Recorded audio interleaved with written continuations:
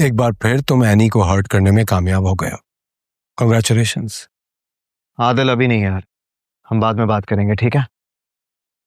ये समझ में नहीं आ रहा तुम ये सब कुछ क्यों कर रहे हो? What's wrong with you?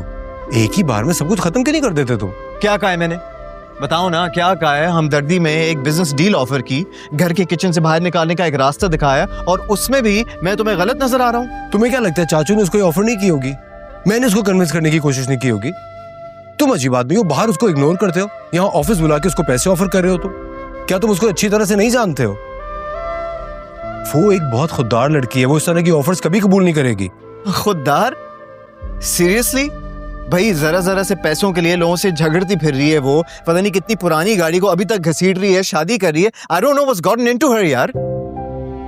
Really? और खुद क्या हो तुम? कभी खुद को देखने की कोशिश की है तुमने? Adil, don't even go there, okay? Xavier, तुम बहुत बदल गए हो। तुम्हें याद है बचपन में तुम हर क्लास में फर्स्ट आते थे और मैं बहुत ही मुश्किल से पास होता था।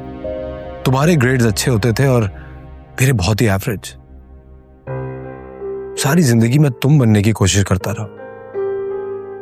तुम यहां से चले गए तो मैं चाचू का बेटा बन गया, और हर वक्त हर घड़ी ये कोशिश करता था कि किसी तरह मैं तुम्हारे जैसा बनके उनको खुश कर सकूं। और ये मैं अपने लिए नहीं कर रहा था, सिर्फ चाचू के लिए, मम्मी की खुशी के लिए। लेकिन अब मैं तुम्हारे जैसा नहीं बनना चाहता। तो ये सारी बातें तुम मुझे क्यों बता रहे हो? इसलिए क्योंकि अब मैं जावियार नहीं बनना चाहता हूं। लेकिन जब से तुम वापस आए तुम तो बिल्कुल बदल गए। तुम्हारी शख्सियत, तुम्हारी personality, it's total opposite of what you were. बात पे लड़ने लगे हो।